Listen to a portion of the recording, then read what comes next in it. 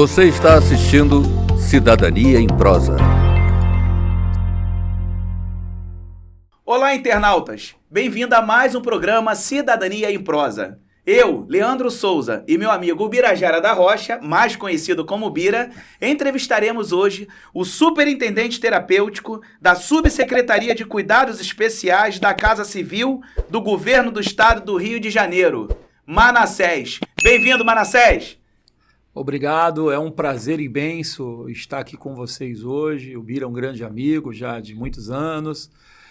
O Leandro conhecendo hoje, tendo a oportunidade de participar desse momento tão importante. É uma honra para nós, né, ter a oportunidade e esse espaço de fala aqui com vocês. Excelente. Foi assim algo fantástico lembrar de alguém tão importante, porque quando eu passei lá pela Prefeitura do Rio e fui apresentado ao Manassés, eu tinha vontade de fazer uma entrevista com ele, mas até eu não tinha canal, não tinha nada. Aí, um dia que eu for participar de algum canal, o Manassés está na minha lista de convite. E aí, meu irmão, fiquei muito honrado com a sua presença aí, porque eu sei da importância do teu trabalho. Manassés, vamos iniciar o nosso podcast aqui. Eu queria fazer uma pergunta para que os nossos internautas tivessem acesso. Qual o trabalho que hoje a Subsecretaria de Cuidados Especiais da Casa Civil desenvolve? A Subsecretaria de Cuidados Especiais da Casa Civil, ela foi criada pelo governador Cláudio Castro com o seguinte objetivo: tratar duas pautas muito caras para ele e para a nossa sociedade, né? Que é a pessoa com deficiência, onde nós temos ali uma superintendência que hoje está o Geraldo Nogueira, um advogado, cadeirante, que fala muito bem sobre a causa, conhece tudo, é um doutor na área, e a parte da comunidade terapêutica, que são entidades do terceiro setor, que tratam a questão da dependência química, na questão da recuperação dessas pessoas que sofrem com a dependência química. Então ele precisava de duas pessoas que conhecessem o assunto, duas plataformas que ele pudesse defender e que tivesse o alcance real de entrega à população, porque nós sabemos que hoje a burocracia é que impede muitas vezes das ações do governo do estado chegar até a ponta, né? E a população ela acaba não atendendo. Então, hoje nós temos dois órgãos muito importantes de interlocução com as demais secretarias, onde o governador consegue, de alguma forma, fomentar políticas públicas para que a gente consiga atender a população de uma forma geral. Excelente. Eu tive uma experiência, um amigo me procurou, disse que o filho dele estava com um problema desse, de dependência, e durante um café, chorando ali, as lágrimas, ele falou do problema e eu disse, poxa, vamos estudar aqui, será que não podemos fazer uma internação compulsória? Como é que pode? Eu sei que, graças a Deus, ele fez essa internação e eu queria que você falasse um pouco sobre a internação compulsória, como é que faz, como é que acontece. Bira, é um prazer. Hoje nós temos na nova lei de drogas, a Lei 11.340, uma legislação do governo anterior, onde ele regulamenta as internações e a questão do cuidado à dependência química no nosso país, né? Onde deixa muito claro o papel de cada setor dentro de uma rede de cuidados, né? Hoje nós temos as internações involuntárias que são realizadas pelas clínicas psiquiátricas, inclusive também pode ser realizada pelos órgãos públicos e é dever do Estado garantir a segurança daquela pessoa, e a lei é muito clara. Quando a pessoa ela perde o controle sobre sua vida e ela necessita de uma intervenção para proteger a sua vida ou a vida de terceiros, isso já justifica uma internação involuntária. E aí quem pode pedir essa internação involuntária? Um assistente social, um médico, alguém muito próximo da família. A lei é muito clara, onde essa pessoa pede a internação involuntária porque justamente aquele indivíduo está colocando em risco a vida dele ou a vida de terceiros por causa do uso abusivo de drogas. Normalmente aquela pessoa que está em surto psicótico, sim, que está nas ruas, que está atravessando muitas vezes na frente da Avenida Brasil ali já justifica. Por quê? Porque a pessoa está colocando em risco a vida dela e a vida de outras pessoas, né? Nós iniciamos um processo, me lembro, na prefeitura. Você sabe sabe, Bira, que a prefeitura do Rio de Janeiro, ela foi a primeira cidade, a primeira cidade no país a regulamentar a nova lei de drogas. E quando nós fizemos esse movimento, até quero agradecer aqui, ressaltar o importante trabalho do prefeito Marcelo Crivella, que acho que, na minha opinião, foi o melhor prefeito que a cidade do Rio de Janeiro já teve, porque uma coisa, Bira, é você administrar uma cidade quando ela está tudo bem, quando ela tem grana, quando ela tem recursos, quando ela está indo bem, está caminhando, mas o Crivella ele pegou a prefeitura do Rio numa situação muito difícil, com um orçamento reduzido, né? A gente teve quase 4 bilhões, se eu não me engano, de arrecadação orçamentária a menos no governo dele. Tivemos uma dívida de quase 32 bilhões de reais em 4 anos para ser diluída e ser paga, então é uma coisa que não é fácil. Então ele teve que teve que ter algumas prioridades nesse processo. Quando você tem numa casa, né, você perde o emprego, você não tem grana, o pai, o chefe de família, ele tem que tomar uma decisão. É mais ou menos o que aconteceu com o Crivella. Ele teve que tomar uma decisão, priorizar as questões sociais mais importantes, as questões da saúde mais importantes, enfim, e seguir o barco. E foi o que aconteceu. E uma das coisas que ele deu oportunidade para a gente foi justamente tocar essa política de drogas dentro do gabinete dele. Nós estávamos... ele criou uma coordenadoria de cuidados especiais dentro da assistência social, mas subordinada diretamente ao gabinete dele, para que ele pudesse cuidar dessas questões do uso abusivo de drogas, principalmente do crack. Por quê? Porque um determinado momento, a gente tinha uma demanda muito grande na Avenida Brasil. As obras da Brasil precisavam entrar naquela parte do Parque União. Sim. E ali tinha uma concentração muito grande de usuários de crack. E precisava ser feita algumas ações. E alguns secretários passaram pelo processo antes de eu ser convidado a trabalhar na prefeitura e não conseguiram resolver aquele problema. E ele sempre me ligava: Manassés, eu estou com um problema na Cracolândia, tem aqueles meninos que ficam ali usando crack, eu conheço sua instituição, nós ajudamos o Crivella na campanha, tivemos uma relação muito próxima devido à Bahia, Instituto Manassés tem uma unidade na Bahia, em Jacobina, na época a gente tinha um trabalho muito forte em Jacobina, que é uma cidade próxima de Irecê, onde eles têm a Fazenda Canaã, que é um trabalho muito bacana que ele fundou. E aí a gente criou uma certa amizade para que a gente pudesse tratar desse assunto. Ele, conhecendo a minha história, me convidou para fazer parte do quadro da prefeitura, de alguma forma, para coordenar essas ações em relação à dependência química e a questão da Cracolândia na Avenida Brasil.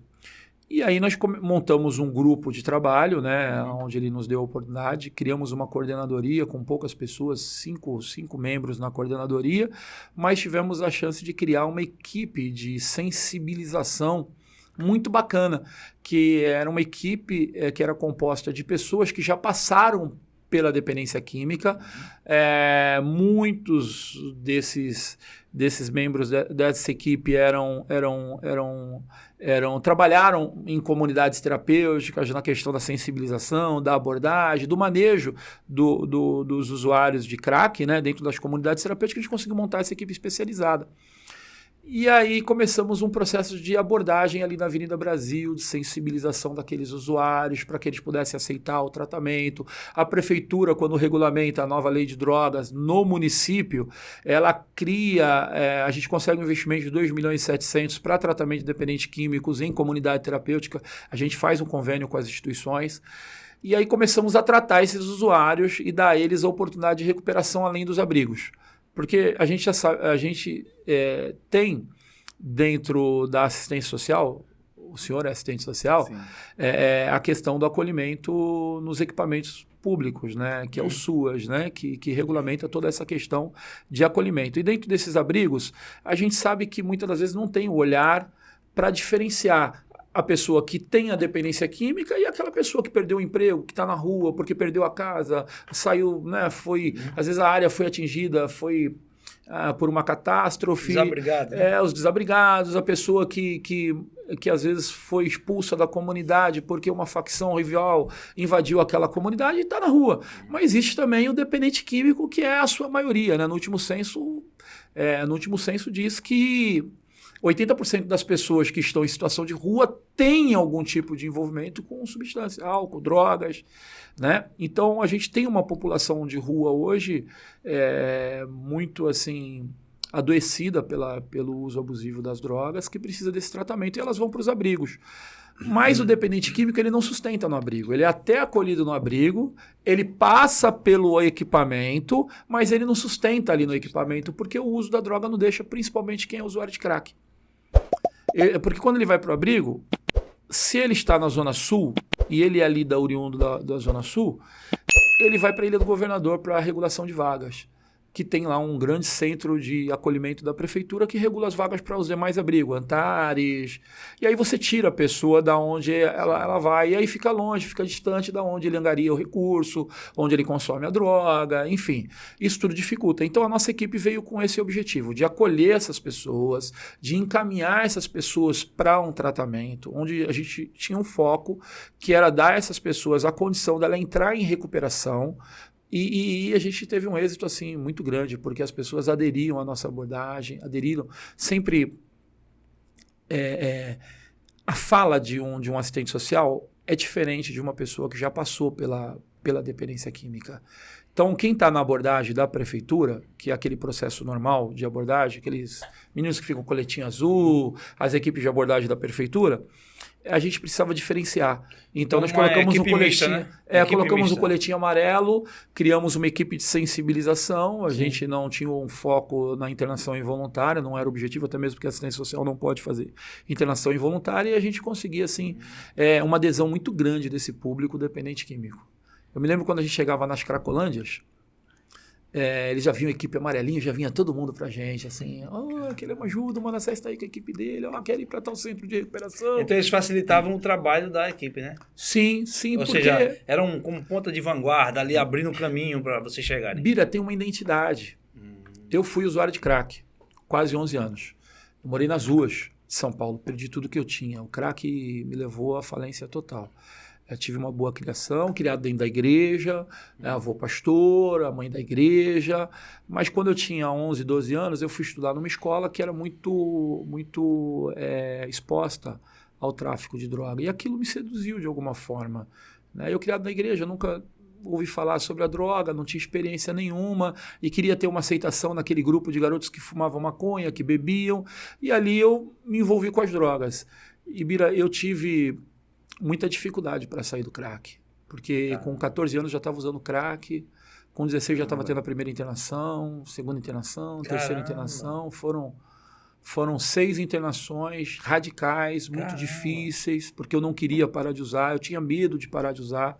Quando você vai parar de usar crack, você sofre, você tem dificuldade, e fui morar nas ruas. Chegou uma hora que minha família não aguentou mais. E fui morar nas ruas de São Paulo. Somente por curiosidade, fora aqui das perguntas que a gente planejou, eu escuto sempre que uma pessoa que fuma o crack se vicia na primeira pedra e fica eternamente tendo que lutar para não voltar.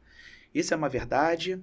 Você hoje se considera livre completamente, não existe esse perigo? Ou você tem constantemente a preocupação de se manter numa linha reta para que não volte a utilizar o crack? A própria ciência, ela diz que a dependência química é uma doença incurável.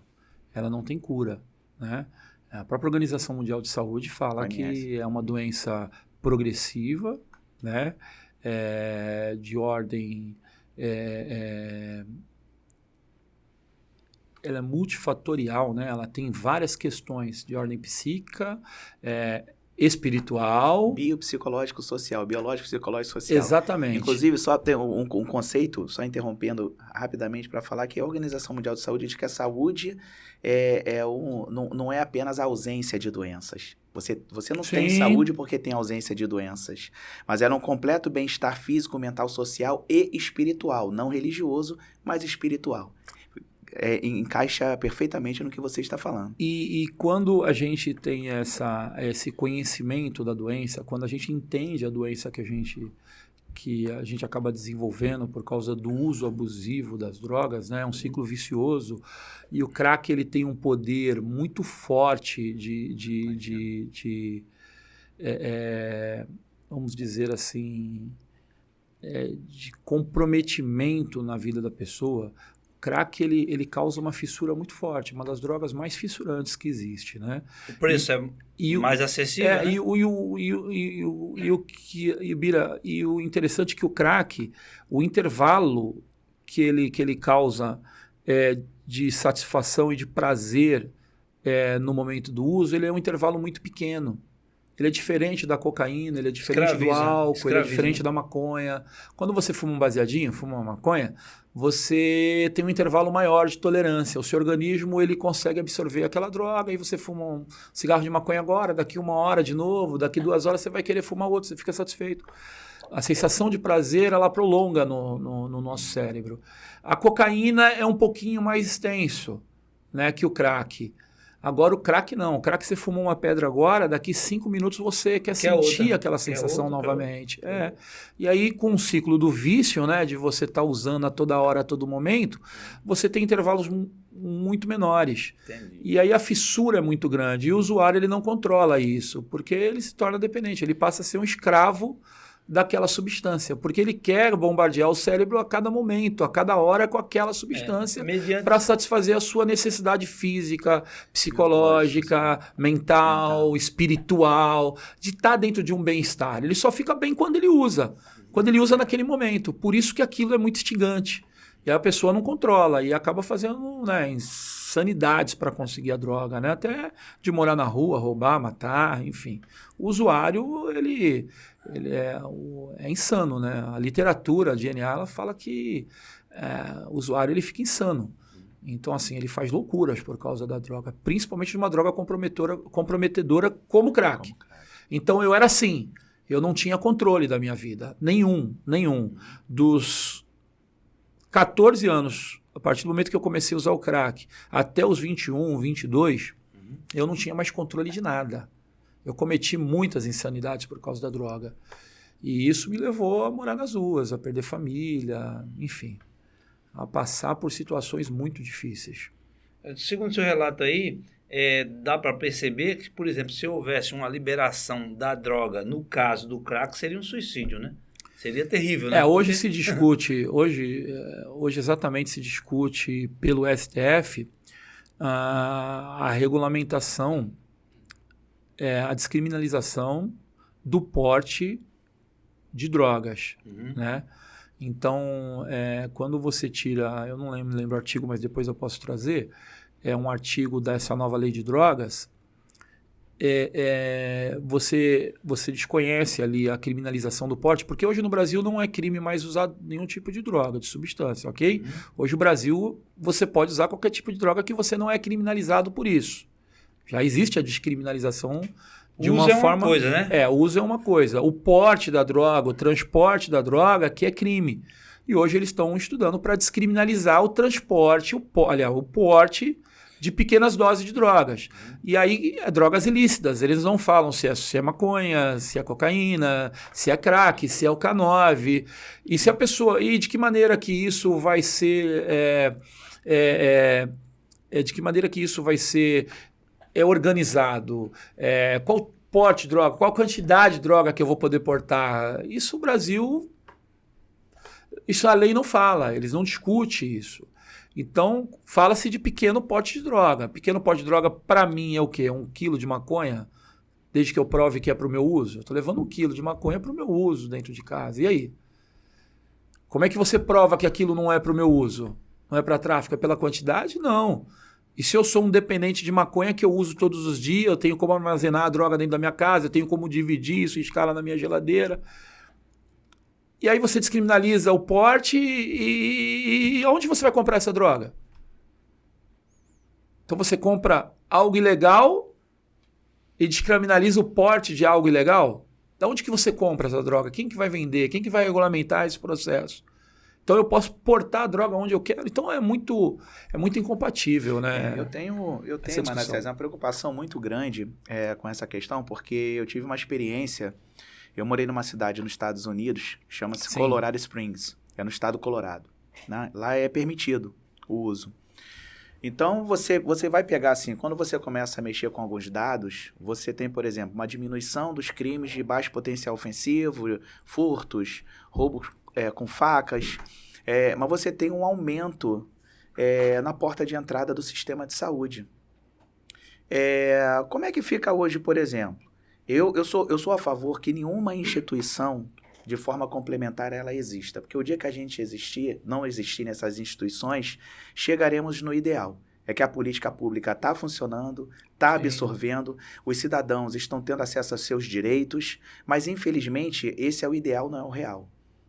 Se não for o trabalho do Instituto Social Manassés, do Exército de Cristo e tantos outros mais, por esse Brasil afora, de forma complementar, seja ajudando o CRAS, o CREAS dentro do Sistema Único de Assistência Social, seja ajudando a Unidade Básica de Saúde dentro do Sistema Único de Saúde, a coisa fica pior ainda se vocês não existirem.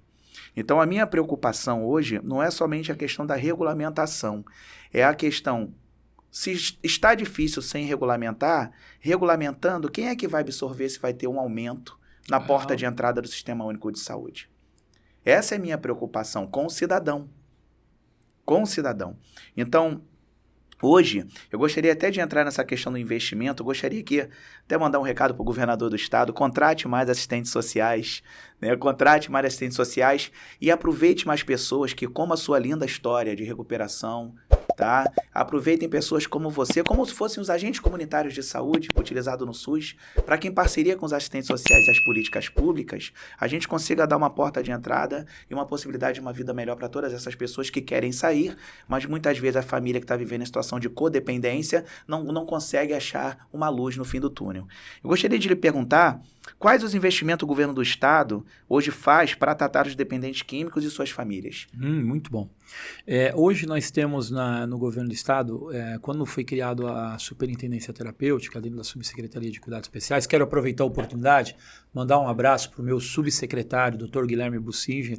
Um abraço, Dr. Guilherme. É um advogado muito competente, que tem maestrado esse trabalho e tem dado toda a condição técnica para que a gente possa avançar com os recursos, né, e o fomento das políticas públicas, né? O Dr. Guilherme é uma grande liderança na área e tem nos ajudado muito nesse processo. Total autonomia de trabalho, tá? E que isso é bacana. E eu quero parabenizar o Dr. Guilherme por isso.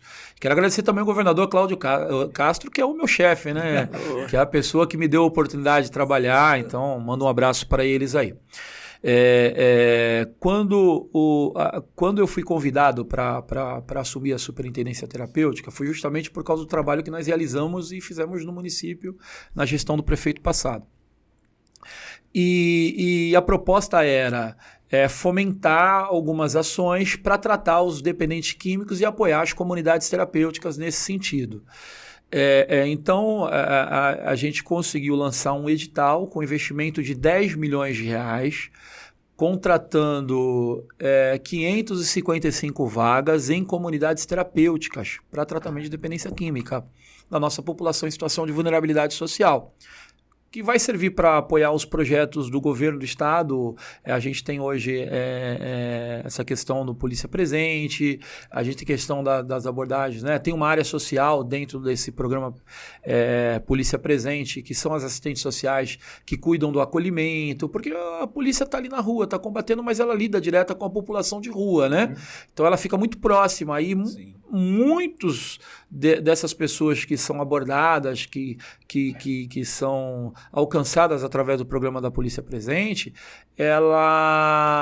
essas pessoas elas são usuários que precisam de tratamento, que precisam de cuidado, que precisam de atenção, por algum motivo foram parar nas ruas. Então, aí a gente entra com as vagas das comunidades terapêuticas para atender essa demanda.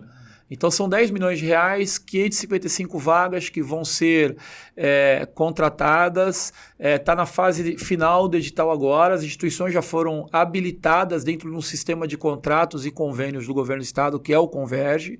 Essas instituições passam por um processo muito rigoroso do estado. O estado do Rio de Janeiro é um dos processos mais rigorosos que existe no Brasil, tá? Não é fácil você conveniar o governo do estado do Rio de Janeiro. Não é fácil, porque os critérios são realmente muito exigentes. E as instituições estão na fase final do edital agora, vão assinar contrato provavelmente no próximo mês. Maravilha. A gente teve com a Secretaria da Assistência Social, com a Rosângela Gomes, que é a nossa secretária, e ela garantiu que nos próximos meses, A gente está tentando aí para o dia 25, dia 26 de junho, comemora-se o Dia Internacional do Combate às Drogas.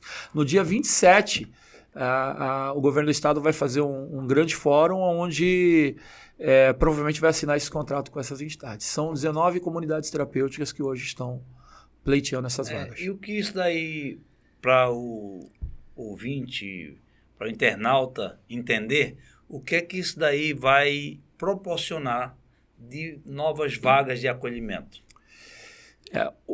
A gente sabe, Bira, que o Estado ele não tem na sua prerrogativa essa atribuição de ofertar o acolhimento. Isso é papel dos municípios. O Estado gerencia e repassa recursos, né? Mas a gente entende também que o município sozinho não consegue dar conta dessa demanda. Então o Estado entra com mais um braço desse acolhimento. E ofertar vaga de tratamento para dependência química é algo assim muito importante, porque os dependentes químicos estão nas ruas. Ou seja, a família vai espalhar por todo o Estado, né? A família porque é regionalizado, né? São entidades de vários municípios, de diversos municípios, né? Entendi. A gente tem entidades de Seropédica, entidades de Petrópolis, entidades do Vale do Paraíba, que foram também contempladas com esse edital. São Pedro da Aldeia tem uma entidade. Pessoal de São Pedro da Aldeia, que boa notícia, hein? Irã, Desafio Jovem, São Pedro de Aldeia, um desafio jovem muito legal que tem lá. Que bom. Então tem uma galera assim, a gente regionalizou, as instituições se habilitam, elas têm da documentação, apresentando o plano de trabalho, sendo aprovada nesse processo, tem um grau de pontuação. Tem um modelo de projeto? Tem um plano de trabalho. Um plano de trabalho que é apresentado ao governo do estado dentro de um projeto que a gente desenvolveu. Uma instituição interessada em conveniar, onde será que ela busca essas informações? Então, ela precisa se regulamentar junto ao seu município, né? Uhum. Todo município ele tem que dar à instituição o direito de se legitimar. Através de um alvará de funcionamento, através de um registro sanitário, está registrado no seu conselho de classe, que é o COMAD, que é um conselho municipal antidrogas. Ela tem que ter as certidões organizadas, todas as certidões necessárias para convênio organizada. Ela tem que apresentar um plano de trabalho e tem que esperar o edital ser aberto. O nosso edital fechou, se encerrou, então 555 vagas, 10 milhões de investimento e logo depois a gente vai lançar outros editais. Maravilha. Manassés, uma curiosidade. Quando há uma internação voluntária ou involuntária, qual o tempo médio que essa pessoa fica ali? Além desse tempo médio, de cada 10 internados, qual é a taxa de sucesso? E dentro dessa taxa de sucesso, que é uma coisa que eu acho muito bonito de quem trabalha de forma complementar, que é o caso de vocês, quantos acabam virando replicadores do trabalho de vocês, porque eu sei que essa taxa é alta. Muitos que conseguem a recuperação acabam fazendo uma história de sucesso como a sua, querendo replicar o trabalho e se envolver com a assistência para tirar outras pessoas da dependência química. Com 22 anos, eu procurei a comunidade terapêutica Manassés voluntariamente, né? Minha mãe falou do trabalho, achei importante, me identifiquei com aquele local, fiz o meu tratamento, me recuperei. Logo em seguida comecei a auxiliar nas ações com os novos acolhidos que iam chegando, porque essa troca ela é muito importante, isso me ajuda a me manter limpo e ajuda aquela pessoa que está chegando, e a gente tem uma identidade porque a gente passa pelo mesmo processo de recuperação. O processo de recuperação normalmente é o mesmo, apesar de sermos pessoas diferentes, né? E hoje, nas comunidades terapêuticas não é diferente. As pessoas que gerem normalmente essas instituições são pessoas que passaram por esse processo de recuperação. São pessoas comprometidas, que vai além, né? O trabalho vai além de uma simples profissão de terapeuta, onde você vai lá, acolhe, trata, cuida. Então, o poder público, eu vejo da seguinte forma, existem muito bons serviços, o SUS, o SUAS, eles, né, um dos melhores sistemas que a gente tem no mundo é o SUS, suas, né? Então, assim, concordo plenamente. A gente sabe que com todos os problemas que tem. Com todos os problemas que tem, o comprometimento das equipes vai muito além. Mas na comunidade terapêutica, a gente tem esse olhar de acolhimento, de cuidado, de vocação, muitas das vezes, no processo, né? As pessoas são vocacionadas, são pastores, são padres, são pessoas que, de alguma forma, tem um chamado, tem uma missão dentro daquele processo, então acaba indo muito mais além. E aí por isso é o sucesso. Porque elas ofertam muito mais do que um acolhimento, elas ofertam a própria vida em missão ali naquele... Sacerdócio. Um sacerdócio Sim. é diferente. Sim. Sacerdócio. O que seria, né, do poder público se não fosse as igrejas, se não fosse as entidades filantrópicas, se não fosse essas entidades que trabalham sem parar muitas das vezes? É diferente. É diferente porque no CAPES tem horário de funcionamento. O CAPES, Centro de Atenção Psicossocial. Normalmente ele funciona, quando ele não é 24 horas, ele funciona até 5, 6 da tarde. E aí a pessoa vai lá no CAPES, passa por uma consulta com um psicólogo ou com a equipe, psiquiatra e tal, é medicada e volta para casa. Quando ela volta para casa, ela não sustenta. Ela acaba se expondo à droga novamente. Então ela não consegue sustentar. Na comunidade terapêutica, é um ambiente livre de substância. É um ambiente onde ele não faz uso e ele mora naquele local. E a lei fala, respondendo a sua pergunta, a lei fala que ele pode, que a comunidade terapêutica oferece um tratamento de 6, 9 meses, podendo se renovar até 1 ano e 2 meses.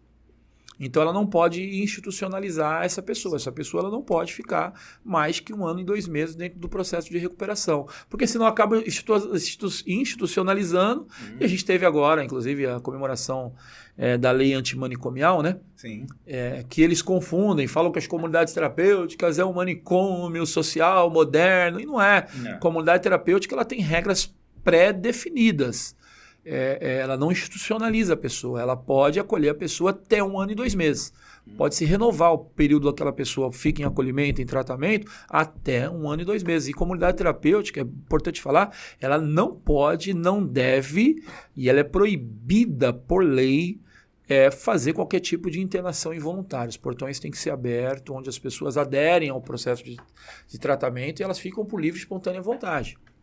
E essas do tratamento involuntário, no caso, quem administra isso? Hospital. Então, E aí eu posso falar do Crivella, porque quando ele regulamenta a nova lei de drogas, ele cria nos hospitais de referências do município do Rio de Janeiro emergências psiquiátricas, aonde prevê a internação involuntária para conter o surto psicótico.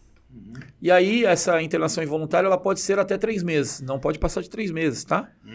Ou em hospital público, né, de referência que tem estrutura para isso, ou clínicas particulares, que são clínicas psiquiátricas com especialização em dependência química.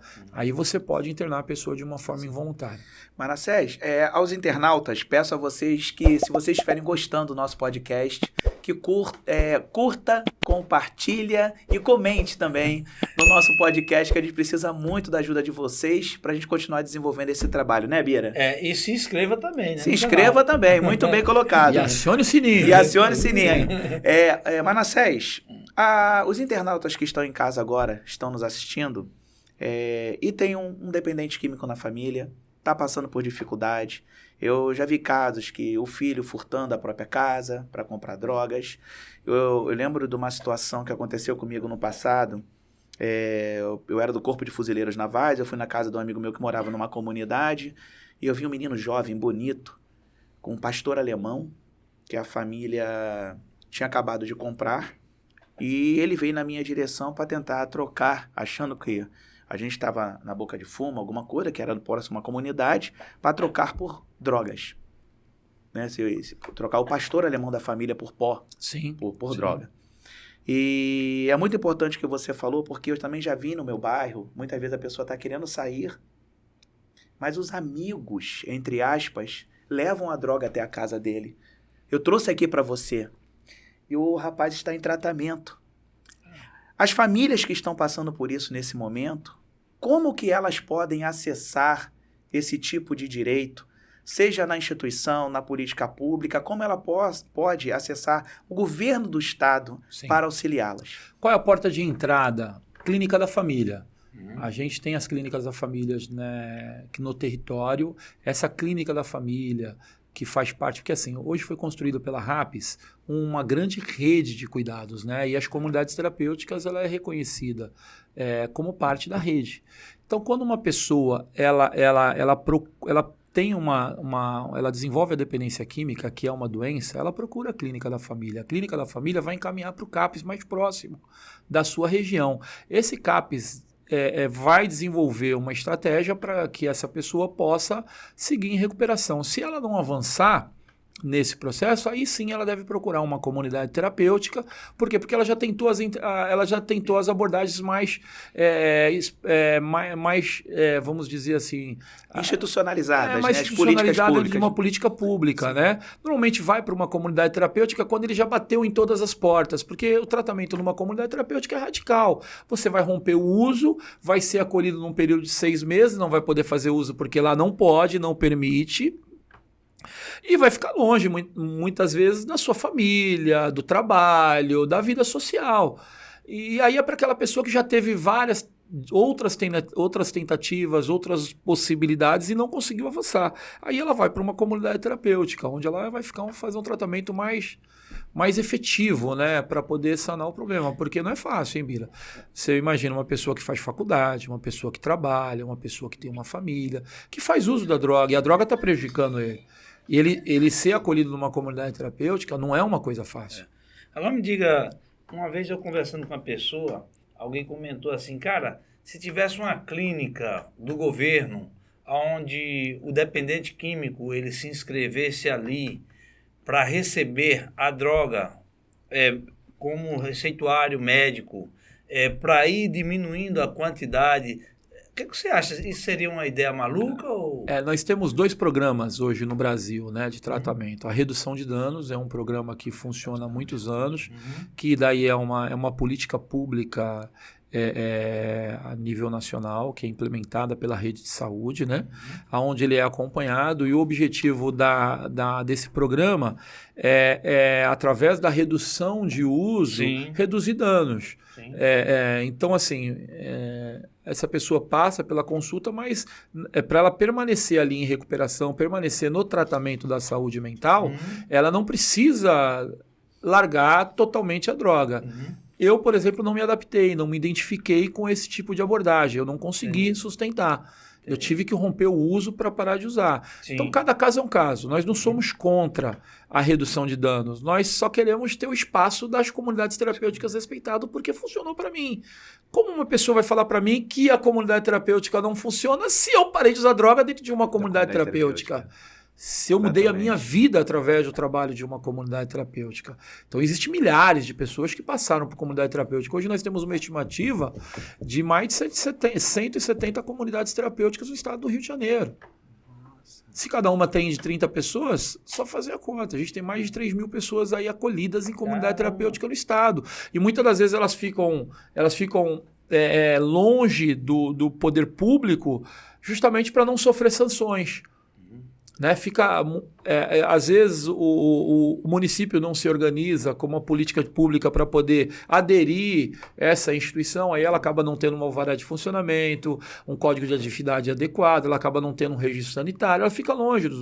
E a nossa superintendência tem esse objetivo, de encontrar essa instituição, fomentar naquela região políticas públicas, onde ela possa se legitimar, ser acompanhada pelo seu conselho, ser acompanhada pela nossa superintendência, ela ter acesso a capacitações, ela ter acesso a normativas, para que ela possa, de fato, atuar como parte da rede de cuidados de uma forma bem efetiva. Nessas comunidades terapêuticas, existe algum tipo de trabalho que, nesse acolhimento, de verificar se esse cidadão ele tem alguma passagem criminal, oferece advogado, ou pede para se apresentar na delegacia se tiver algum mandado de prisão? Existe algum trabalho de verificar, antes de colocar essa pessoa dentro da comunidade terapêutica, a situação criminal dela em parceria com os órgãos de segurança pública? Sim. Na comunidade terapêutica, quando a pessoa ela quer ser acolhida, ela procura ajuda ou bate na porta, ou é encaminhada pela rede de saúde, ou é encaminhada pelo CRES, pelo CRAS, de alguma forma ela é encaminhada pela rede para que ela possa se tratar. Quando ela chega na comunidade terapêutica, ela passa por um processo de triagem, né? E aí, aquela comunidade terapêutica, no mesmo dia, tem por obrigatoriedade de inserir aquela pessoa dentro da rede, para ver as questões sociais, as questões de saúde, as questões de empregabilidade, garantia de direitos, né? Porque a comunidade terapêutica é um equipamento de garantia de direito. Então, a gente, normalmente quando ele entra, a gente tem um site onde a gente já puxa, quando o poder público encaminha essa pessoa para a comunidade terapêutica, já encaminha com o RED, né? Sim. O RED justamente para saber a questão social dessa pessoa, se ela está devendo para a justiça. A comunidade terapêutica não pode abrigar uma pessoa que está fugitiva, que está, né, devendo para a justiça. Ela pode ter problema. Então, é verificado. E se ele estiver devendo, a orientação é que ele primeiro cumpra o compromisso dele, a obrigação dele com o Estado, para depois fazer o tratamento na comunidade terapêutica. Eu fiz essa pergunta porque eu tive uma experiência numa comunidade terapêutica que os pastores lá, eles convenciam a pessoa a se apresentar na delegacia. Ele tinha convênio com a delegacia, era um trabalho maravilhoso, tá? Que me marcou bastante nesse momento. Uma instituição na Penha Circular, que eles faziam esse trabalho e convenciam a pessoa, pô, se apresenta na delegacia, vamos pagar o que você deve, estamos de portas abertas. Como fica hoje o convênio para vocês receberem materiais que são apreendidos, por exemplo, pela Receita Federal? Então, na nova lei de drogas, regulamenta e direciona tudo que é apreendido do tráfico de drogas para tratamento e cuidado de dependentes químicos, né? Instituições que trabalham com recuperação de dependência química e também órgãos públicos que trabalham na questão da segurança. As comunidades terapêuticas do Rio de Janeiro já estão recebendo carros do governo federal. É uma lei do governo anterior. E elas participam de um programa específico, né? Onde elas cadastram na Senad, Secretaria Nacional de Álcool e Drogas, né? Onde elas cadastram a sua proposta solicitando carros apreendidos. A instituição Manassés ganhou um carro, Marca de Cristo ganhou um carro, Desafio Jovem ganhou 2 carros, muitas instituições ganharam carros nesse sentido desse programa. E é muito legal, né? Carros que muitas vezes estão estragando ali no Detran, no pátio, que vão se perder. Eu acho que a Receita Federal também tem esse tipo de doação. A Receita Federal sempre teve esse tipo de doação. Mas agora existe de uma forma geral, né? Na lei, a lei garante que esse bem... Mas essa informação é muito até importante. Até terrenos, tá, Bira? Essa informação terrenos, casas, imóveis... Essa informação é importantíssima porque eu já tive a oportunidade de conhecer algumas pessoas envolvidas com esse trabalho e que, olha, para você ter uma ideia, na região dos Lagos tem um grupo que fica no sinal pedindo dinheiro, trocando um saquinho por uma quantia mínima de R$1, R$2, as pessoas fazendo doação, né? Então, a partir do momento que uma instituição dessa é abraçada pelo governo e ela não precisa mais disso. É uma coisa bacana, né? Você tirar do crime, você tirar do tráfico um bem que está apreendido, um bem que foi conquistado ali, né? Que financiava o tráfico para poder... Pra usar essas pessoas. Para ajudar essas instituições, né? É uma lei muito bacana, muito bacana. Algumas E o pessoas Rio de Janeiro regulamentou, o município. Regulamentou, Eu que escrevi a regulamentação com a minha equipe. Eu tenho... Graças a Deus tive o privilégio de... É importante, Manassés, a gente refletir que muitas vezes as pessoas acham o uso do crack, da maconha, da cocaína somente aquela pessoa que está na rua, em situação de rua, mas pessoas da alta sociedade, né? Sim. Você pode ter pessoas do Poder Judiciário, do Executivo, do Legislativo que consomem drogas. As drogas, elas são problemas de toda a sociedade, porque vai refletir na ponta. Vai refletir nas famílias. Gostaria de perguntar uma coisa para você. Sobre a questão... A superintendência hoje, ela oferece algum curso para quem está querendo iniciar com uma comunidade terapêutica, para famílias que estão vivendo essa situação na codependência. Vocês oferecem cursos? Então, a superintendência, ela tem capacitações. A gente está desenvolvendo tanto na pessoa com deficiência quanto na questão das comunidades terapêuticas. Já dezenas de cursos nós já ofertamos, simpósios, fóruns, roda de conversa, a gente atende individual cada instituição que precisa de uma assessoria. Através do contato da própria superintendência. No próprio site do governo do estado você acessa a superintendência, através das nossas redes sociais. A superintendência tem um Instagram, tá? @cuidados especiais, que também a população pode procurar e ali pelo Instagram acionar a superintendência para que a gente possa, de alguma forma, e nós temos reuniões mensais, a gente tem um grupo de WhatsApp que a gente fica muito próximo dessas instituições. Então a gente está sempre de alguma forma assessorando, a gente não executa, porque a Casa Civil ela não é um órgão de execução, ela é um órgão de fiscalização e de fomento de política pública. Ela fiscaliza os demais órgãos do Estado, né? Então a gente tem uma questão de competências, né? Mas a gente encaminha, por exemplo, a instituição ela quer participar de um edital, ela quer um registro dentro da Secretaria, e a gente faz a interlocução com a Secretaria de Desenvolvimento Social. A instituição ela quer ter um cadastro na saúde, está com dificuldade de avançar em umas questões de saúde, a gente faz a interlocução com a saúde. A instituição está com dificuldade de se inscrever no Conselho Municipal de Antidrogas de determinada cidade. Aí a gente vai e faz a interlocução junto a esse município para ver como é que está a questão do município para poder atender aquela comunidade terapêutica, né? Por exemplo, o meu amigo aqui, Leandro, que é assistente social dos bons, resolver criar uma comunidade terapêutica, ele teria esse apoio junto às imediatamente. A superintendência vai apresentar todas as normativas, todas as legislações que competem ao serviço que ele quer desenvolver. Entendi. A superintendência só não realiza o serviço. Mas orienta. Pegar a documentação, fazer o estatuto, ata, tirar o alvará. Não. A gente vai orientar por quê? Porque muitos anos, Bira, quando não tinha essas legislações de 2011 para cá, 2006, né, que foi a RDC 101, e depois veio a RDC 29, e depois veio a nova lei de drogas, dando protagonismo às instituições e regulamentando o serviço a nível federal, as pessoas confundiam o serviço das comunidades terapêuticas com manicômios, confundia a comunidade terapêutica com serviços psiquiátricos, confundia a comunidade terapêutica com serviços religiosos, e elas não são. Elas são entidades da associação sem fins lucrativos, do terceiro setor, ok? Que tem normativas e regras pré-definidas. Então elas têm um código de atividade a nível federal, que é o CAI, tem um código de atividade a nível municipal e tem um código na vigilância sanitária, que é a RDC 29, que regulamenta esse código sanitário. E então elas têm normativas. Ele não pode chegar lá e funcionar, abrir um CNPJ de uma igreja e chegar lá ser uma comunidade terapêutica, ter 30 pessoas, 40 pessoas orando. Não, comunidade terapêutica é um serviço definido. Então ela tem que ter uma equipe multidisciplinar, de profissionais com experiência em dependência química, normalmente é o psicólogo, é o assistente social, terapeutas que são qualificados, todas as pessoas que trabalham na comunidade terapêutica têm que ter experiência com dependência química. São remunerados? Por causa dos manejos? Não, só quando ela tem convênio. Normalmente serviço voluntário, né, cara? Isso que é muito ruim, porque o serviço voluntário não garante direitos, né? As instituições não conseguem pagar os seus profissionais. Aí vem os editais. 10 milhões do governo do estado para investir na comunidade terapêutica para que ela possa garantir direitos dos seus funcionários. Ali ela vai pagar o bom psicólogo, ela vai pagar o bom assistente social, ela vai ter uma equipe de terapeutas, ela vai ter uma equipe de administrativo, ela vai poder pagar um bom contador, vai poder pagar um bom jurídico. Né? Dentro do plano de trabalho ela vai colocar lá o que ela precisa para poder... Manassés, eu gostaria de dar até uma sugestão, porque minha cabeça fica girando o tempo todo pensando nos internautas, né, o que eles poderiam ter nesse momento de perguntas.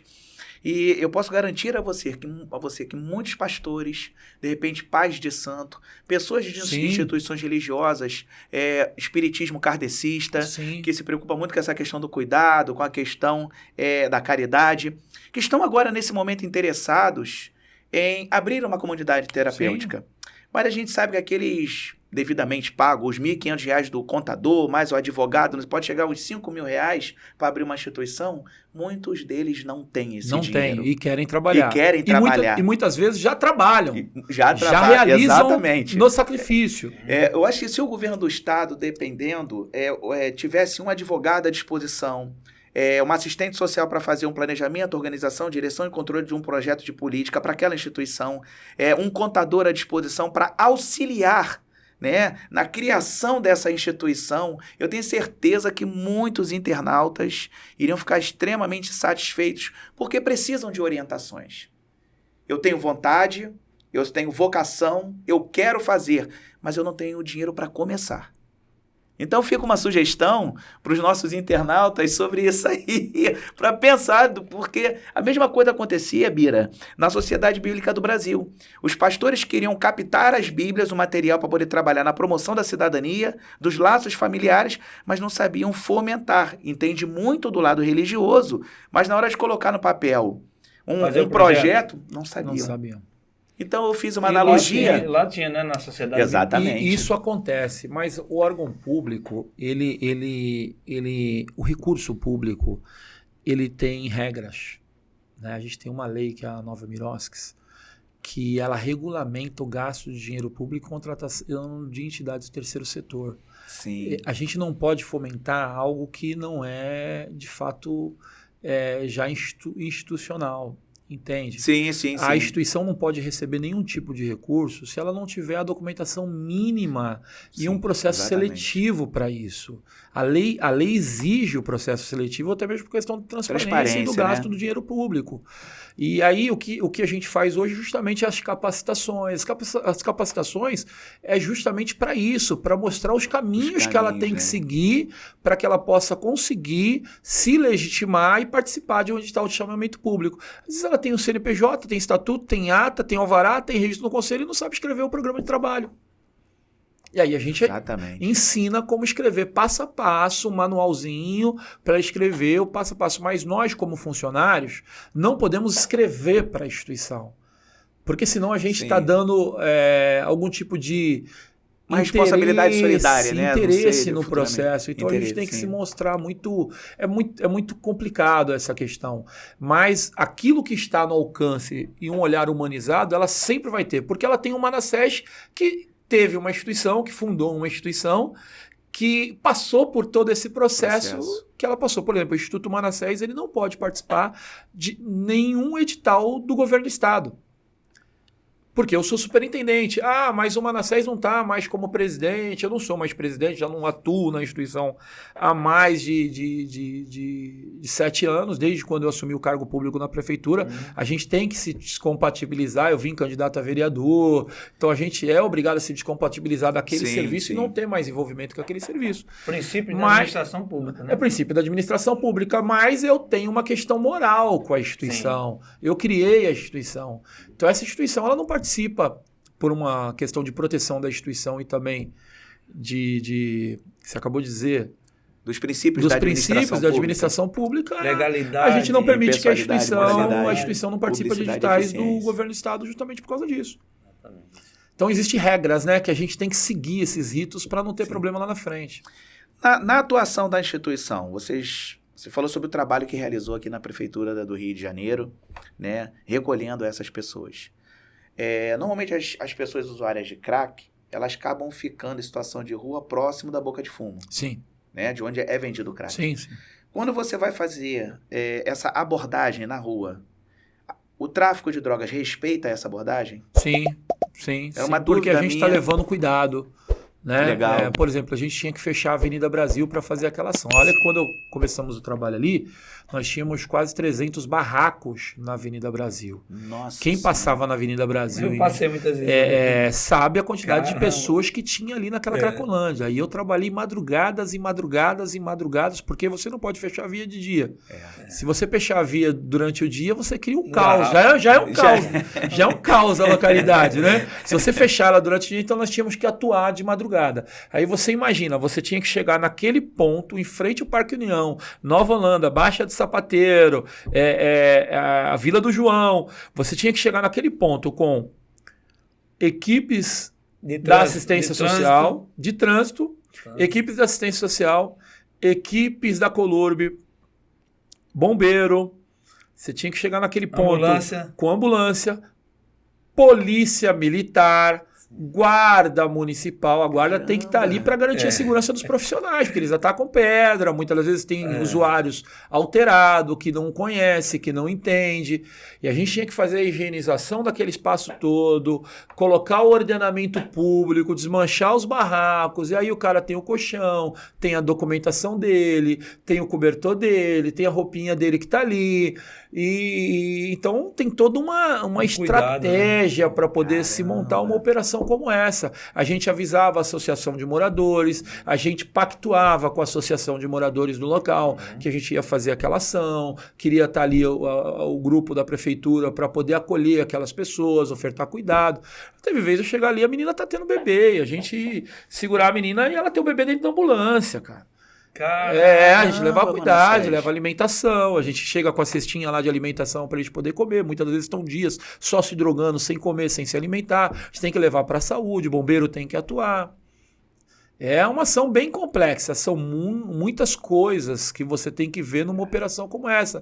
E às vezes ele é agitado, chegou um choque de ordem, porque antes da nossa atuação de humanização, era o choque de ordem, que chegava para derrubar tudo e acabou. Era mais a repressão. Tudo, recolhia e levava. Era mais a repressão. Não era um trabalho humanizado, né? O nosso trabalho não, a gente trabalha com resgate de vínculos. Então a gente tinha que ter vínculos com ele. O Manassés não podia chegar dando porrada, porque senão ele não aceitava o meu atendimento. Entendi. O Manassés tinha que chegar muitas vezes sentado do lado dele, agachar, e o cara usando o crack, e você ir conversando. Eu já passei por isso, eu sei que é difícil. Cara, você está acabando com a tua vida, você é um garoto bonito, você é um garoto que tem potencial, essa droga está te matando, como é que está a sua família? Com a sensibilização mesmo. Como é que tá a sua casa? E parou de estudar, cara, abandonou tudo. Tem jeito? Não tenho jeito, eu não vou conseguir. Tem jeito, rapaz, eu consegui. Aí mostrava minha foto, como eu era, 69 quilos, como eu estou hoje, coordenando uma operação dessa. Os guardas municipais, muitas vezes, não entendiam muito, né? Os policiais não entendiam. O cara chega aqui com operação, tal, vai esse barraco todo. Vai se explicar. Calma. Não, a gente não pode derrubar o barraco. Calma, Colube, calma. Filho, tira sua roupa. A Colube vai derrubar o barraquinho. Vai pro abrigo, vai tomar um banho, vai se alimentar. Você não quer ir para a comunidade terapêutica? Então vamos para o abrigo da prefeitura. Tinha alimento na operação, né? Tinha. Caramba. Servia um kitzinho lanche para ele comer na hora. Os caras com fome, muita fome. Nossa, um usuário de crack fica aí até 5 dias, 6 dias, 7 dias sem comer. Eu tenho observado em muitas reportagens, principalmente na Cracolândia lá de São Paulo, eu vi em algumas reportagens, familiares na Cracolândia levando alimento para os dependentes. É desesperador você ter um filho naquela situação. A droga te escraviza de uma forma que você não enxerga mais ninguém, você não reconhece mais nada, você só quer saber de mais uma dose. E agora a K9, né? Agora a K9 que está lá em São Paulo, que já preocupa a gente está lançando um post hoje na @Cuidados Especiais falando sobre o problema da K9, quanto o governo do estado está preocupado com essa questão aqui no Rio de Janeiro, porque ela está em São Paulo. O crack nos anos 90, como é que foi? O crack chegou, ninguém deu importância para o crack foi indo. São Paulo não veio para o Rio, porque o Rio não aceita o crack. Quando viu, veio tudo. Veio tudo para o Rio. Olha a situação que está se passando. Fala do K9 aí para gente. Alguma coisa para alertar? O K9 é uma substância, ela produzida em laboratório, potencializada pela sua ação química, né? Onde ela já fala-se que ela é muito mais potente que a maconha 100 vezes. Caramba! Então, e o poder de dependência que ela causa na pessoa é muito maior do que o crack. Eu li sobre, por ser a droga sintética, eles usam inclusive pesticida. Sim. Pesticida. Jesus, amado. Droga. Meu irmão. A cada pesquisa que se faz, a cada apreensão, você encontra substâncias diferentes na droga. Os peritos vão... E aí, meu amigo, é uma guerra, porque depois que o camarada vicia no crack o Instituto Manassés já teve 6 casos de K9 de acolhimento, nenhum sustentou. A legislação... O camarada entra, no outro dia ele vai embora, ele não aguenta, ele não sustenta, porque a abstinência é muito forte, o desejo de usar é muito forte, é voluntário, você não pode prender.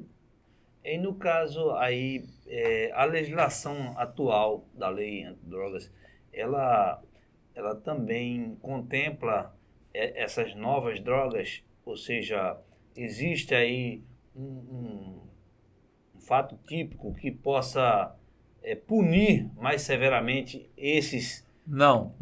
Inclusive hoje está sendo votado pelo STF a descriminalização do porte de pequenas drogas. Pequenas drogas. E ele não fala quais as drogas ilícitas. Só fala drogas ilícitas. Ele não fala qual tipo de droga. Então, a gente sabe que... O que você acha que não tem uma punição para o tipo de droga. O que você acha? Atenção, internautas.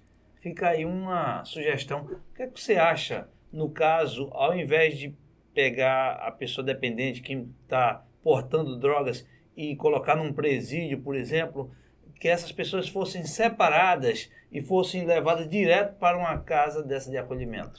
Então, seria um centro de tratamento psiquiátrico, porque a comunidade terapêutica ela trabalha no voluntário. Sei. Então, só fica as pessoas que querem, que desejam estar ali. Entendi. Aí, em uma medida impositiva, ela não cabe esse tipo de serviço. Teria que ser por um equipamento especializado, onde a pessoa cumprisse a determinação judicial, né? Você acha Existe que- a pena terapêutica hoje, existe uma pena terapêutica, né? Onde o juiz determina que aquele indivíduo ele cumpra algumas horas dentro de estabelecimentos que trabalham com recuperação de dependência química e tal, Show. para que ele possa cumprir a pena. Já existe uma pena terapêutica, né? Mas isso aí tem que ter tem muita controvérsias, porque o juiz determina que a pessoa fique numa comunidade terapêutica, mas a comunidade terapêutica só fica com ele se for voluntário. A lei fala que a comunidade terapêutica só pode acolher se for voluntário. Mas o juiz determinou até onde vai a ordem do juiz dentro da competência do serviço que é ofertado, entende? Então eu já vi casos absurdos no Conselho Municipal Antidrogas. Eu assumi o Conselho Municipal Antidrogas, a diretoria técnica do Conselho, na gestão passada, em 2017. E tinha audiências públicas que a gente era convocado, onde a gente tinha que designar em qual grupo de apoio, NA ou AA, que aquela pessoa iria cumprir a pena. Não é assim que funciona. O grupo de apoio é voluntário, é anonimato, a pessoa não pode estar ali obrigada, entende? Então, existem controvérsias que precisam ser discutidas, que Muito precisam bom ser você melhor falar resolvidas. nisso, porque, senhores parlamentares, isso é importante. É importante que tenhamos legislações claras, que cada um saiba qual o seu papel, para que não misture uma coisa com outra. Sim. Né? O que é trabalho voluntário é uma coisa, o que é um cumprimento de pena é outra coisa. Exatamente. E Completamente. prejudica as instituições, né? Pois é. Me preocupa muito, Manassés, porque é um problema mundial. Sim. Tanto que é reconhecido pela OMS e pela Organização Pan-Americana de Saúde também. Sim. Eu tive uma experiência que os Estados Unidos, as pessoas lembram muito da Disney, né? E lembram muito das instituições americanas, de Washington, mas não vê a parte ruim dos Estados Unidos.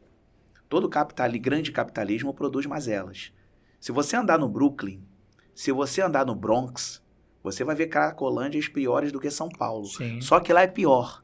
Lá você tem uma droga chamada Crocodile Drugs. Você vai corroendo. É só dar um Google aí que vocês vão ver. A pessoa vai ficando com o osso exposto. E a reação é pior. A pessoa fica babando, como um crocodilo, por isso o nome de crocodile.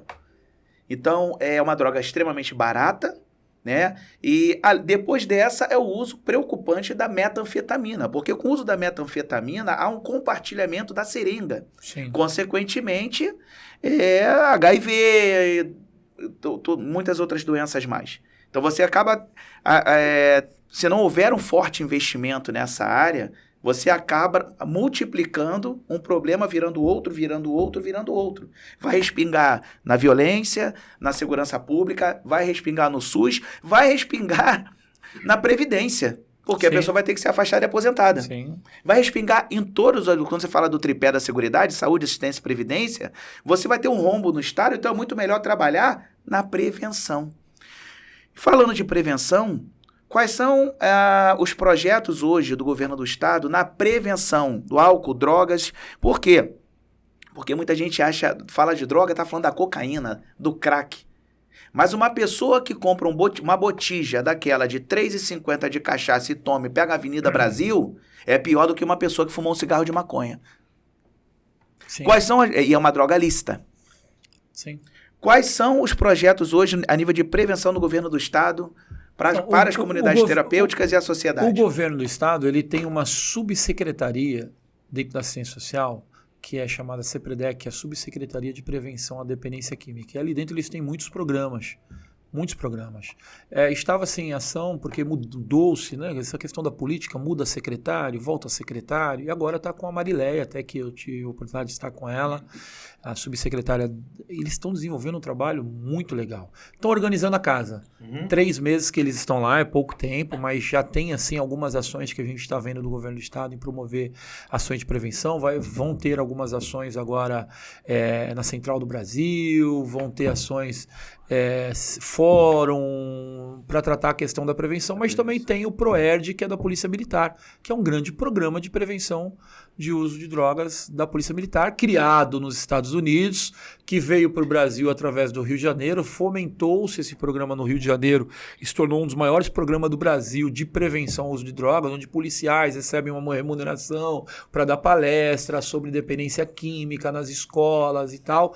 E aí, ao longo do tempo, foi se perdendo esse programa ficou sem recurso e quase zerou no estado do Rio de Janeiro. Aí São Paulo cresceu com o programa, Minas Gerais, Bahia, potencializaram o programa explodiu pelo país todo e o Rio de Janeiro ficou abandonado. Quando o Cláudio assume, reativa e consegue recurso federal para o programa. E o programa está funcionando. Acho que era o Coronel Pimenta, eu não sei quem está à frente agora do programa, mas existe um programa muito legal que é o PROERD, que é um programa de prevenção à dependência química nas escolas do estado do Rio de Janeiro.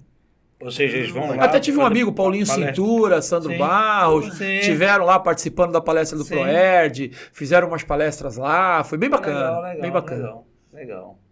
Legal. Quem mandou um abraço para você foi o pastor Paulo Moura. Paulo Moura, um querido, um grande irmão. Foi meu companheiro de trabalho na Prefeitura do Rio, é um pastorzão. Quando eu falei assim, vamos entrevistar o Manassés, ele disse, rapaz, manda um abraço pro Manassés. E ele sempre comentava comigo, rapaz, o trabalho que o Manassés faz na Prefeitura do Rio de Janeiro é um trabalho de excelência, E eu fiquei com aquilo na mente, digo, foi um trabalho que teve muita evidência. Fazer entrevista com o Manassés. A gente conseguiu organizar a política de drogas no município, reativamos o conselho que já estava há anos parado sem ação, reativamos o Fundo Municipal Antidrogas, criamos um convênio com as comunidades terapêuticas, onde atendemos milhares de pessoas com dependência química, apoiamos os abrigos da prefeitura, todos os abrigos da prefeitura a gente fazia palestra de conscientização à dependência química, a gente tratava das pessoas, recebíamos as demandas na coordenadoria. Quando nós assumimos lá, tinha uma comunidade terapêutica que tinha convênio com o município e aparecia para o município. Nós encerramos o nosso trabalho com 32 comunidades terapêuticas inscritas no COMAD, no convênio, no Conselho Municipal Antidrogas. Assumimos com uma e entregamos o trabalho com 32. Caramba. E elas estão até hoje no Conselho Municipal de Drogas. Eu sou conselheiro dessa gestão, estou lá como conselheiro municipal antidrogas. Atenção, internautas, mais uma vez aqui, se vocês estiverem gostando, por favor, curta, comente e compartilhe. E se inscreva. E se inscreva mais uma vez. Acione o sininho. Assim, mais uma vez você me lembrou, meu irmão. E acione o sininho.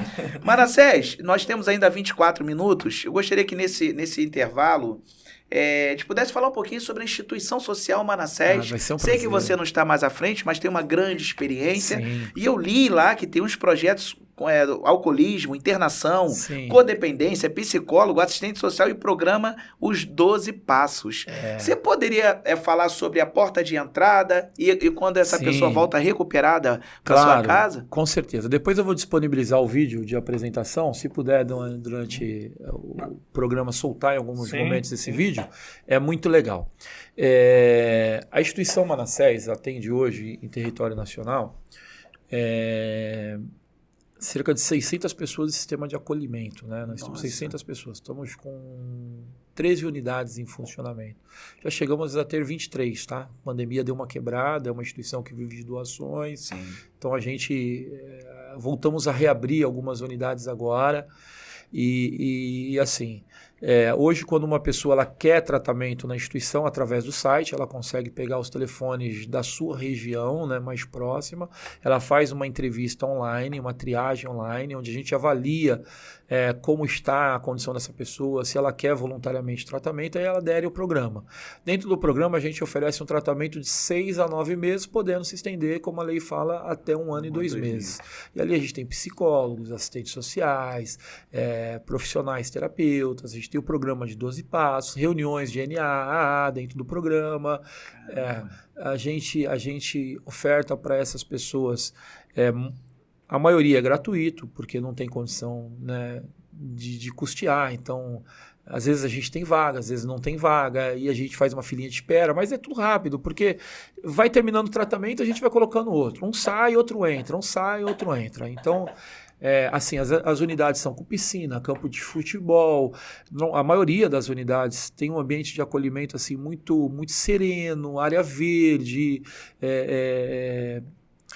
uma equipe multidisciplinar já de 28 anos de experiência, que é o tempo que tem o Instituto. Então, nós não começamos hoje a trabalhar com dependência química, né? Ali o nosso pastor, ele já foi deputado estadual, fui secretário. Então, assim, nosso pastor, ele é baiano, é da Bahia, ele que gere todo o projeto. Pastor Manassés, ao qual eu mando um abraço, meu pastorzão, meu paizão na fé, a pessoa que me discipula, que me conduz. Então o Manassés que fundou não é... eu fui o primeiro acolhido do projeto. Primeiro acolhido, mas foi o fundador é outro Manassés. E fui presidente da instituição por 22 anos. Então eu assumi a presidência da instituição por 22 anos, porque o pastor é empresário, né? Ele seguiu o caminho dele na área empresarial e eu fiquei cuidando da questão social do projeto. Entendi. E aí o meu pastor, ele é um grande homem de Deus, uma pessoa que tira a roupa do corpo para poder ajudar o próximo. Legal. Né? Quantas vezes eu recebi chazinho na cama, quantas vezes eu recebi uma oração na cama, você vai conseguir, vai dar certo, Deus é contigo, vamos orar. Porque não é fácil passar pelo processo de recuperação. Já que você tocou nesse assunto, me fala aí qual o potencial da palavra de Deus na recuperação dessas pessoas. A palavra de Deus é fenomenal. A palavra de Deus é tudo. A palavra de Deus é tudo. Não tem como você tratar a dependência química se você não tratar a questão espiritual da pessoa. Entendi. Precisa tratar. A espiritualidade é reconhecida até pela ciência, agora Sim. O Conselho de Psiquiatria reconhece que as pessoas que têm fé, que processam a fé, elas têm muito mais chance de se recuperar do que uma pessoa que não tem uma religião, que não tem a fé, que não processa a fé.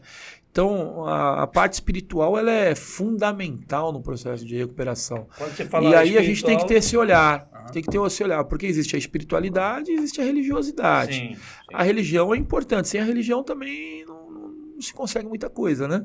Né? Então, assim, mas dentro do programa de recuperação a gente fala da espiritualidade. Se é na área católica, se é na área evangélica, a área espírita não importa. O importante é a pessoa processar a fé dentro do processo de recuperação. Muito importante você falar sobre isso, porque aquelas pessoas, né, que acham que está indo para lá para ser evangelizado, é um erro, ela um engano. está indo para fazer um tratamento de dependência química. Se tem uma instituição que fez isso, você não pode generalizar.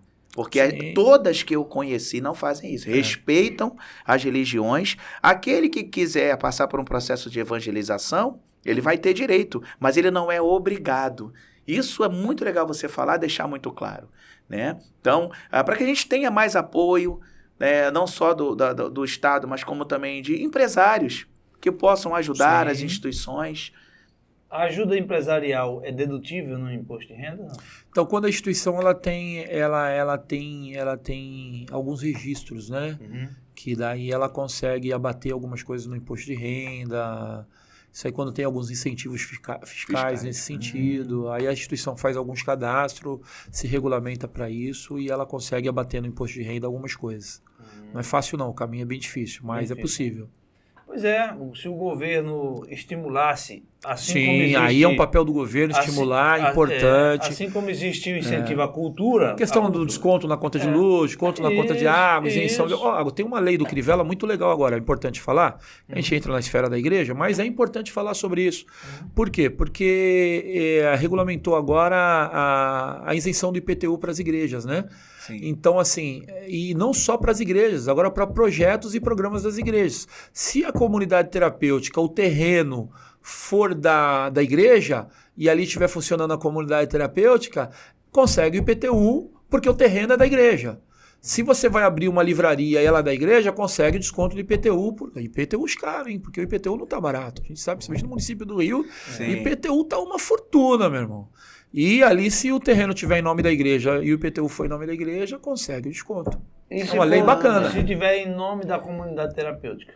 Não consegue desconto, porque tem que estar o terreno tem que ser em nome da igreja. Não importa se funciona a comunidade terapêutica. Entendi. Porque a comunidade terapêutica ela não tem essa isenção tributária. Uhum. Mas a igreja tem. Mas E eu a penso maioria que- das eu comunidades penso que terapêuticas poderia- são vinculadas à igreja. Sim, sim. Eu penso que poderia estender às comunidades terapêuticas, porque, como mesmo Fazer você um falou, trabalho social, outras religiões espiritualistas... Ah, tá. Eu falei de igreja, mas não é só igreja, tá? Essa Sim. lei do Crivella, ela é para instituições religiosas. Religiosas. Igreja católica, espíritas, não importa. Elas têm isenção do seu IPTU. Então, Agora é lei. Agora você Cara, não tem mais... Então, quem tem um terreiro de Umbanda, por exemplo... Quiser isenção, é só lá cadastrar na cidade e se pagou, e se pagou retroativo, ela pode pedir o dinheiro de volta para a prefeitura. Ela entra com o processo lá e pede dinheiro de volta. Maravilha, informação preciosa, hein? Desde Informação quando preciosa. desde quando a lei foi... Informação muito boa, Manassés, porque imagino que muitas pessoas verão essa nossa conversa, esse nosso bate-papo, e vão se lembrar que tem direito. o desconto do Entendeu? IPTU, Então, isso é exatamente. muito Não importante. precisa pagar IPTU Muito se o importante. terreno for em nome da igreja. Muito importante. Uma pergunta. O dependente ele passou por todo o tratamento, está próximo de voltar para o seio da sua família. Tem a possibilidade de fazer um curso técnico para que ele Sim. saia de lá já encaminhado? Porque eu vejo muito, Manassés, as instituições fazendo, por exemplo, curso de inglês, curso de informática, a pessoa sai com o diploma de curso livre, mas não houve uma preocupação no fomento do curso para onde encaminhar depois que estiver formado. Mercado Então, de por trabalho, exemplo, né? você vai em Madureira, mercado de trabalho, exatamente, você vai em Madureira. O que Madureira precisa bastante? Você está falando de um lugar que tem um comércio muito forte. E você tem uma carência de vendedores.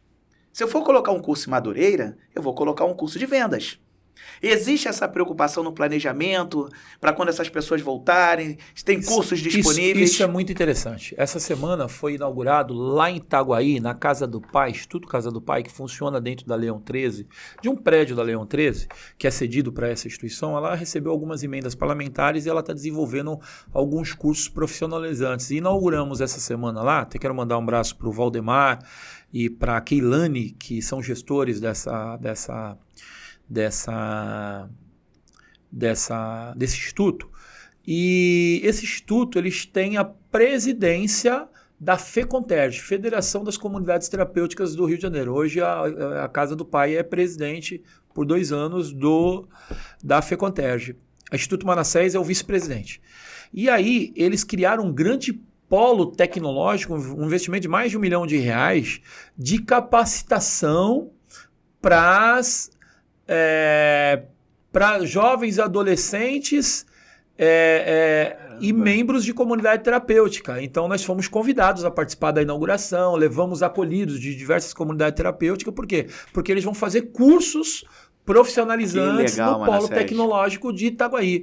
Então, é uma parceria que é Caramba. construída. A comunidade terapêutica ela tem que trabalhar em rede, porque quando ela trabalha em rede, ela vai procurar a Secretaria do Trabalho, vai cadastrar os seus indivíduos na Secretaria do Trabalho para que quando ele possa sair, ele alcançar, né, um emprego, uma porta de emprego. Ela tem que trabalhar em parceria com o SESC, com o SESI, ela tem que trabalhar em parceria com os órgãos de capacitações para poder fomentar. E esse é o papel da superintendência, fazer essa interlocução com esses órgãos que para que as legal. instituições A possam articulação, ter a né? porta de saída Uma desse usuário. articulação. Porque é um grande problema. Um projeto que nós apresentamos e está tramitando lá na Casa Civil é a criação da República.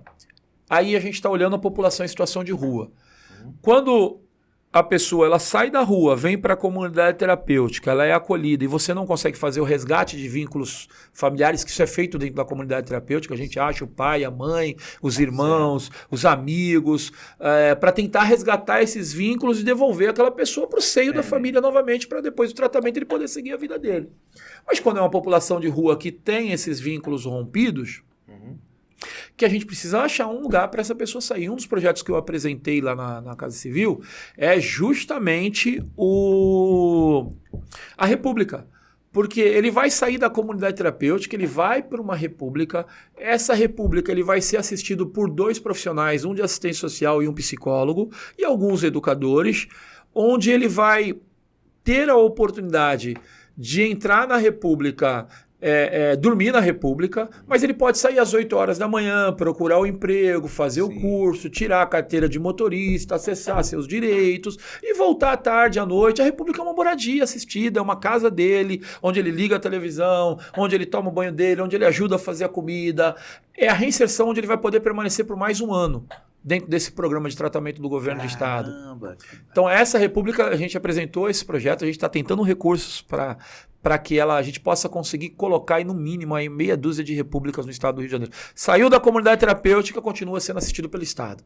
E aí ele vai participar dos programas. Atenção, senhores parlamentares do Rio de Janeiro. Mandem recursos. Deputados federais, olha aí. Excelente investimento, tá? Emendas parlamentares são bem-vindas. É porque às vezes é um pensamento mesquinho de que o cara vai ficar lá, vai ter televisão, vai ter luz, vai ter água com meu dinheiro. Não, não é esse o pensamento. Não. O pensamento é que você está tirando uma pessoa da rua que poderia estar furtando, roubando e muitas vezes tirando a vida de um familiar seu. Por causa do efeito da droga. Por causa do efeito da droga. Esse é o pensamento. É a prevenção, é a recuperação, é reinseri-lo para minimizar os impactos na segurança pública. E dar ele dignidade. Dar dignidade. Dar essa pessoa ao ser dignidade, dar a condição dela reescrever a sua história. Exatamente. Cara, eu usei droga, eu morei na rua, eu perdi tudo que eu tinha, eu perdi família, perdi casa. Hoje eu não uso mais droga, sou formado em gestão pública, mas se olhar minha parede lá, tem tanto quadro que eu não tenho, eu estou procurando outra parede para pôr quadro de curso que eu já fiz, de capacitação. Isso é muito legal. Hoje eu sento com o governador, hoje eu sento com o prefeito, hoje a gente senta com deputados, hoje a gente escreve, participei de uma audiência pública agora. Na frente parlamentar, na Frente Parlamentar em Defesa das Comunidades Terapêuticas, com deputados de Brasília, de outros estados, e ali com voz, com vez, as pessoas ouvindo, dando credibilidade, entendendo que... Eu fui numa audiência pública agora também da Frente Parlamentar de Prevenção à Dependência. Tem tem uma comissão de prevenção à dependência química na LERJ, são 2 frentes, que é presidida pelo Daniel Librelon, deputado estadual, e o Fred Pacheco, deputado estadual também, que é o vice-presidente. E tem a Frente Parlamentar em Defesa das Comunidades Terapêuticas. Participei das 2. Agora a última foi de prevenção à dependência química.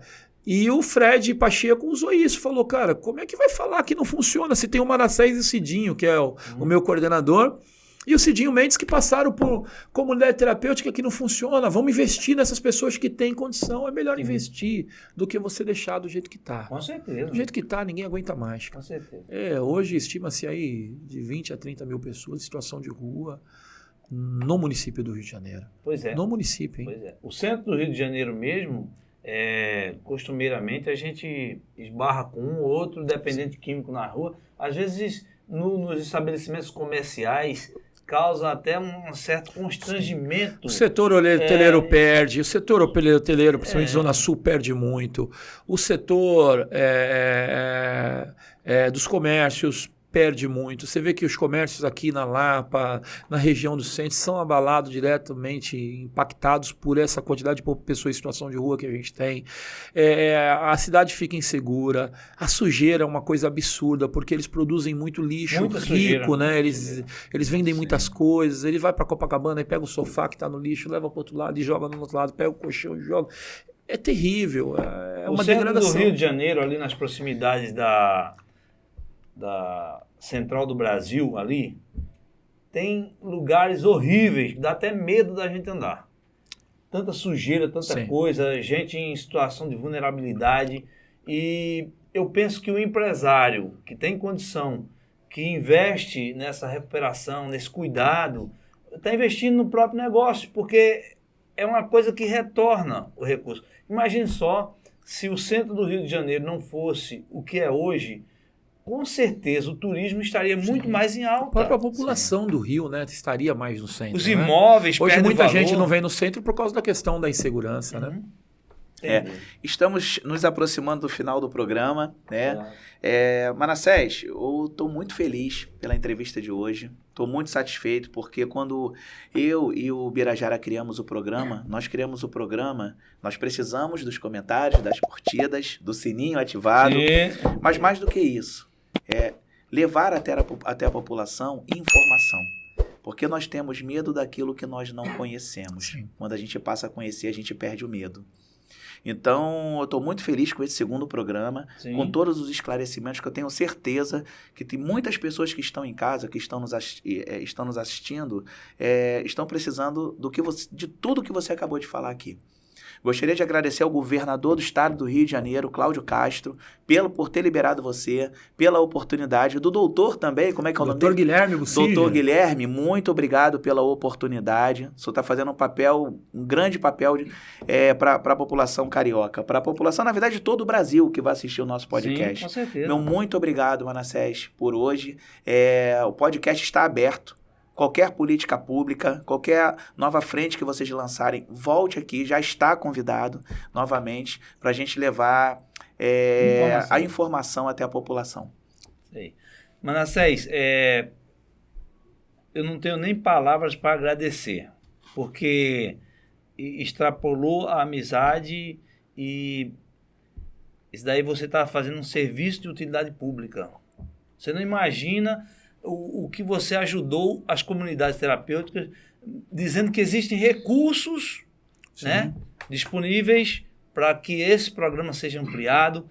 E, poxa, eu não tenho nem palavras para agradecer. Muito bom. E você que tem um parente que está com dependência química, não desista. Lute. Lute. Eu já vi muitos testemunhos de famílias que conseguiram libertar seus entes queridos. Então, conte com o Instituto Manassés, Sim. Conte com o governo do estado, conte com as instituições. Não desista do seu parente, não desista do seu ente querido. Eu que quero agradecer a oportunidade de poder falar, de ter esse espaço aqui para a gente poder levar informação à população, e às vezes a população não acessa essas informações e acaba perecendo por causa disso. Então, assim, eu quero parabenizar o programa Cidadania em Prosa, que é uma referência para nós já na questão da informação, essa interação aqui que a gente consegue ter e levar para as pessoas. Isso você pode ter certeza que vai fazer a diferença na vida da população. O Bira é um grande amigo, o Leandro, acabamos de conhecer, já uma pessoa super do bem, muito bacana, muito inteligente nas suas perguntas, Obrigado. Algo assim muito legal. Estou muito satisfeito. Espero que as pessoas acreditem mais no ser humano, Sim. sabe, Bira? A gente precisa acreditar no ser humano, dar oportunidade, né, para as pessoas, principalmente esse público que eu defendo tanto, que eu tenho lutado tanto aí com a minha vida, porque é uma maneira, isso não é fazer bem para as pessoas, é fazer bem para mim também, é poder mostrar, a gente costuma na literatura e nos grupos de NA falar, eu preciso fazer alguma coisa para ajudar os meus iguais.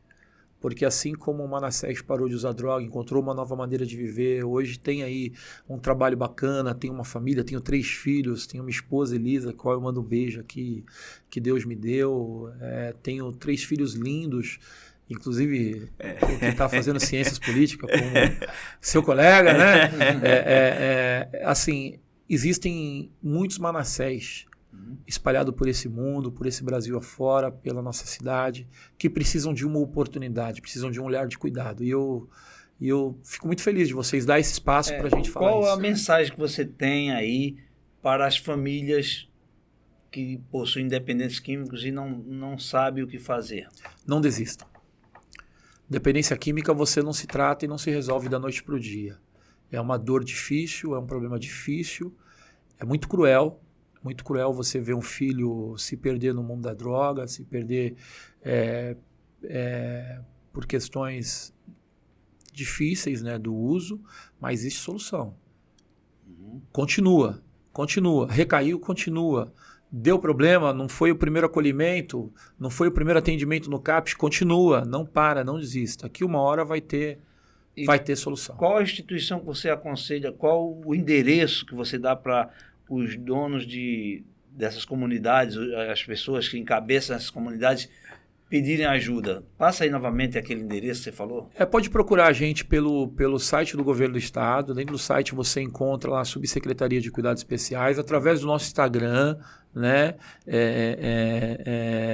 @Cuidados Especiais no Instagram, também acha a gente com muita facilidade, que a gente responde muito rápido, e através das minhas redes sociais também. Entrou nas minhas redes sociais, acessou @Douglas Manassés, o trabalho, acessou vocês aqui, com certeza vai chegar até a gente, e ali vamos dar todo o suporte que a gente puder e tiver disponível.